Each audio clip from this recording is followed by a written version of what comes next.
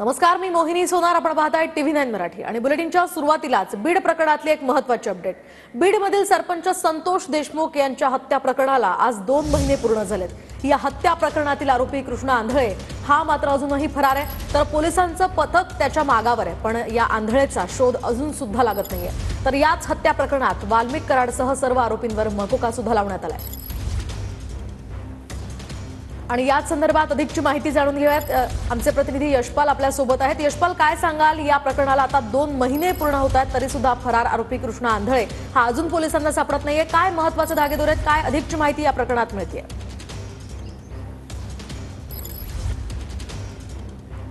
मोनी, संतोष देशमुख यांची हत्या होऊन आज जवळपास 2 महिने पूर्ण झालेले आहेत, परंतु यातील जे आरोपी आहे कृष्णा आंधळे अद्यापही फरार आहे. 9 आरोपी अटकेत आहेत.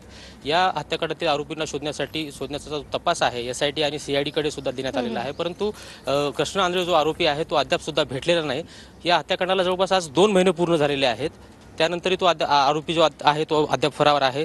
सामाजिक कार्यकर्त्या अंजली दमानिया यांनी या संदर्भात पुरावे सुद्धा सादर केले आहेत. त्याचबरोबर या हत्याकांडात सहभाग असल्याचा मंत्री धनंजय मुंडे यांच्यावर सुद्धा आरोप होऊ लागलेला आहे. सहभाग म्हणजे जे आरोपी आहेत त्यांच्याशी कुठेतरी संबंध असल्याचा आरोप धनंजय मुंडे यांच्यावर होता. त्यामुळे धनंजय मुंडे यांचा सुद्धा राजीनामा मागण्यात येतोय. आपल्यासोबत आता स्वर्गीय संतोष देशमुख यांची मुलगी आहे, ते त्यांच्याशी आपण संवाद साधूया. वैभवी, काय सांगशील? वडिलांचा खून होऊन आज 2 महिने पूर्ण झालेत. तर जसं तुम्ही म्हणलं, एक आरोपी फरार आहे. जर आरोपीच जेलबंद नसतील तर म्हणजे त्यांच्यावर कठोर कारवाई कधी होणार आणि आम्हाला न्याय कधी मिळणार? म्हणून पोलीस प्रशासनाला विनंती आहे की जे आरोपी असतील किंवा त्यांना मदत करणारे जे कोणी असतील त्यांना लवकरात लवकर ताब्यात घ्या. SIT कडे तपास आहे, CID कडे तपास आहे, परंतु आणखीन आरोपी मिळत नाही.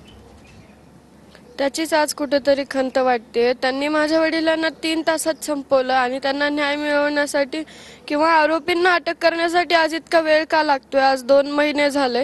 म्हणून माझी विनंती आहे की लवकरात लवकर आम्हाला न्याय मिळवून द्या. संतोष देशमुख यांचे बंधू सुद्धा आपल्यासोबत आहेत. काय सांगाल? भावाचा खून होऊन 2 महिने झालेत. CID SITचा तपास देण्यात आलेला आहे CID कडे, SIT कडे. एक आरोपी अद्यापही फरार आहे. तपास यंत्रणा कुठेतरी कमी पडते का राजकीय दबाव आहे? तपास यंत्रणेवर राजकीय दबाव सुरुवातीच्या काळामध्ये होताच, हे तर सिद्ध झालेलं आहे. आणि घटना घडलेल्या दिवशी 10:30 पर्यंत ह्या सगळ्या आरोपींचे मोबाईल चालू होते. काही आरोपींचे मोबाईल हे 13-14 तारखेपर्यंत चालू होते. तरी देखील यांना ट्रेस केलं नाही, यांना पकडलं नाही. इथंच सगळं पाणी मुरलेलं आहे.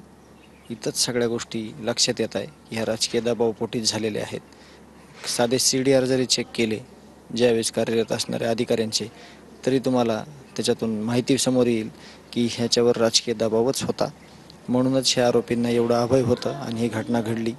तरी देखील यांना कधी चुकीचं वाटलं नाही. आरोपी फरार करायला किंवा आरोपीला इथून अभय द्यायला यांचं पाठबळ राहिलेलं आहे. आता दबाव आहे का? आरोपी फरार आहे, मोबाईलचा जो डेटा आहे तो रिकव्हर करण्यात आलेला आहे. यामध्ये कुठली अधिक माहिती मिळणार आहे का? किंवा कोण कोण इन्व्हॉल्व आहे? राजकीय लोक सहभागी असल्याचा काही तुम्हाला संशय आहे का? किंवा काय माहिती पडते तुमच्यापर्यंत? नाही, तो गोपनीय आहे भाग तपासाचा. ते सांगू शकत नाहीत. ते फक्त त्यांचं काम चालू आहे एवढंच सांगू शकतात ते, की मोबाईल आहे, डाटा रिकवर करणं चालू आहे. बाकीची माहिती गोपनीय असल्यामुळे किंवा तपासात कुठं अडथळा नाही यायला पाहिजे म्हणून ते आपल्याला सांगत नाहीत. तपासावर समाधानी आहात? तपास संपल्यानंतर याविषयी बोलणं अपेक्षित म्हणजे उचित राहील. तपास संपत आल्यानंतर, संपल्यावर त्याचा रिझल्ट आल्यावर आपण त्या गोष्टीवर व्यक्त होणार आहोत.